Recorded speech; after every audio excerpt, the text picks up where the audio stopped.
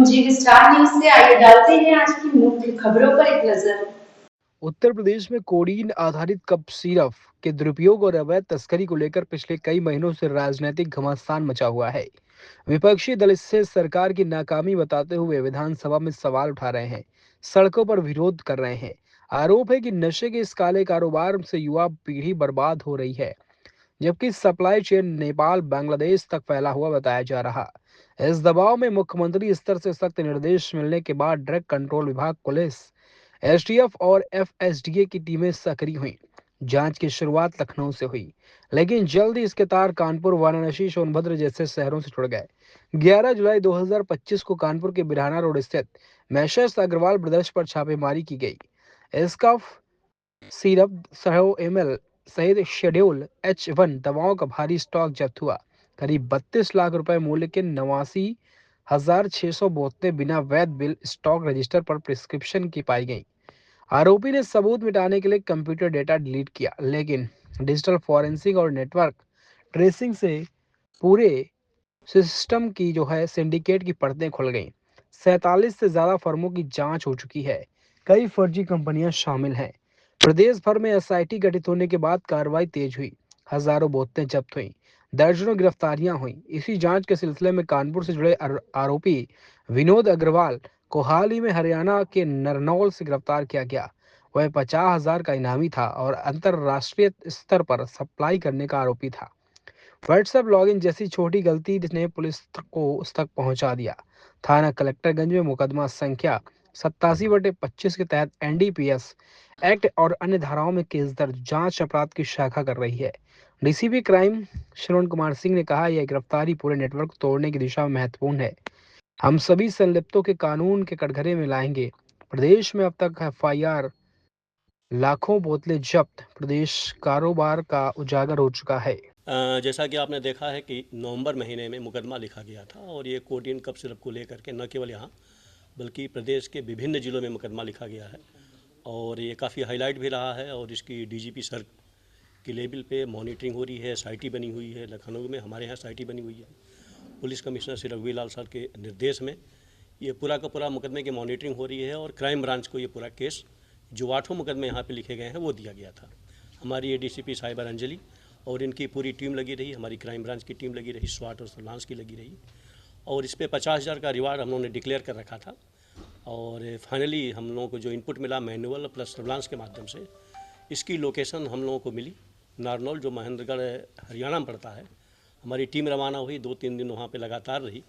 फिर फाइनली कल हम लोगों ने इनको अरेस्ट किया है, इसको अभियुक्त को, और वहाँ पे इसको ट्रांजिट रिमांड लिया है। ट्रांजिट रिमांड लेकर के यहाँ पे आए हैं। डिटेल हम लोग पूछताछ कर रहे हैं।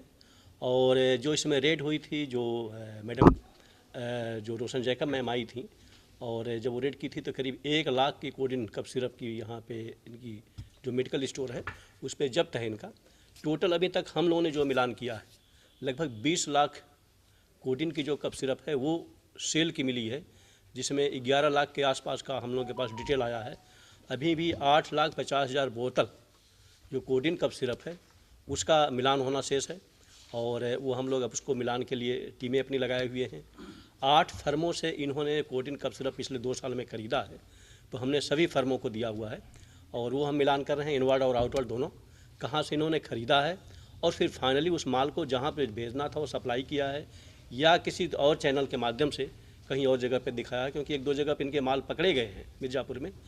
तो ये हम लोग पूरा का पूरा सिंडिकेट को ट्रेस कर रहे हैं। इनके फाइनेंशियल जो मैटर है अकाउंट का प्लस प्रॉपर्टी का, वो भी हम लोगों ने किया है। उस पर भी आगे हम लोग की प्लानिंग है। 107 जो हमारी बीएनएस की धारा है जिसमें प्रॉपर्टी को अटैच करने का, कुर करने का पावर है, वो हम लोग उसको कर रहे हैं। प्रदेश स्तर पर जो जांच चल रही है, क्या ये उसी गिरोह का हिस्सा है, उसी के सक्रिय सदस्य हैं? बेशक पूरा का पूरा जो कोडिन कप सिरप, जैसा कि आप जानते हो कि ये बेसिकली रिस्ट्रिक्टेड है, एक नॉर्मल मेडिसिन नहीं है और इसका जो सेल का है वो एक अलग ही पैटर्न है उसका। ये उसी गैंग का हिस्सा है और इसकी बड़ी हाई लेवल पे मॉनिटरिंग हो रही है और पर डे इस पर डेली मतलब पूछताछ होती है कि क्या अपडेट है, क्या कार्रवाई आगे बढ़ी। इसके अलावा और कितने लोग इसके गिरोह में?